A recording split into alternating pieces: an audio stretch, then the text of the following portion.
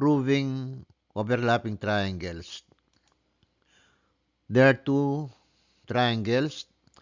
Let us move the triangle on the left towards the other triangle. The two triangles now are overlapping. In this video, we are going to prove overlapping triangles. Proving overlapping triangles. This is the figure given. Segment PA is congruent to segment PD. C is the midpoint of segment AD. The measure of angle 1 is equal to the measure of angle 2. Prove that triangle ABC is congruent to triangle DEC. We are going to prove this using a two-column proof. In the first column, we are going to write the statements, and in the second column, the corresponding reasons. For our first statement, segment PA is congruent to segment PD. This is the segment PA in the figure. Let's color it red. And this is segment PD. Let us also color it red. The reason given.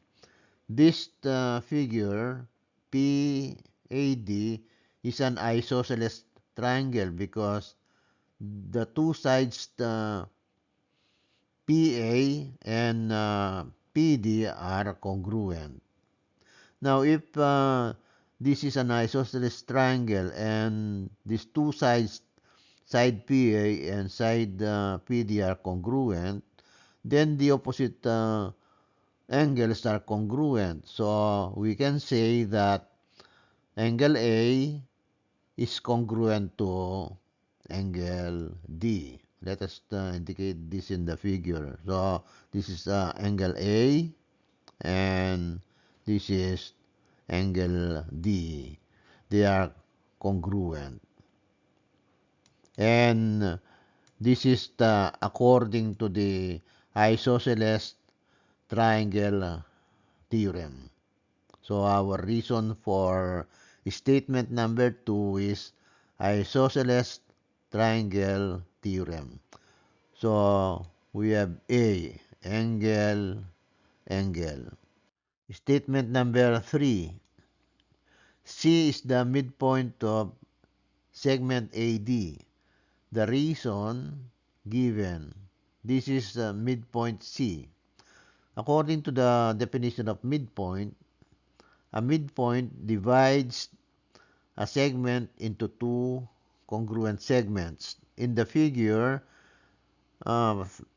midpoint C divides segment AD into two congruent segments, and these congruent segments are segment AC and segment DC. So for our next statement, we have segment AC is congruent to segment DC. Let us indicate this in the figure. This is segment AC and this is segment DC. So our reason is definition of midpoint. We have S, side, side. For our next statement, the measure of angle 1 is equal to the measure of angle 2. The reason given. Let us add the measure of angle 3 to the left side in statement number 5. If we do that, we have to add also measure of angle 3 to the right side. So for our next statement, we have measure of angle 1 plus the measure of angle 3 is equal to the measure of angle 2 plus the measure of angle 3. The reason, addition property of equality. Let us continue the proof. For our statement number 7, the measure of angle ACB, this is angle ACB, is equal to the measure of angle 1 plus the measure of angle 3. Let us indicate that in the figure. And then the measure of angle DCE. This is the angle DCE is equal to the measure of angle 2 plus the measure of angle 3. Let us indicate that in the figure.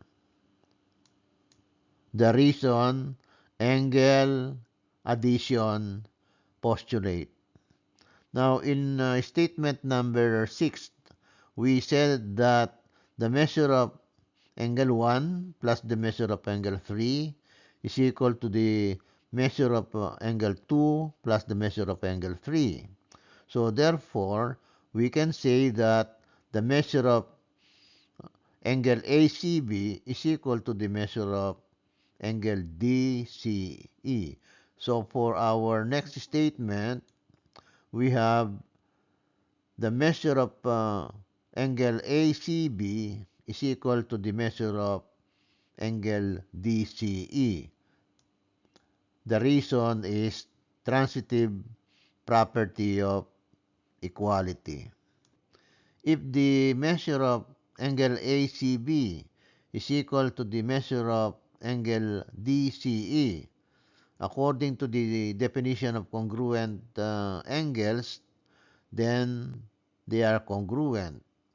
So, for our next statement, we have angle ACB is congruent to angle DCE. The reason, definition of congruent angles. So we have A, angle, angle. For our last statement, we have triangle ABC is congruent to triangle DEC. This is the triangle ABC, and this is the triangle DEC. The reason, angle side angle congruence postulate.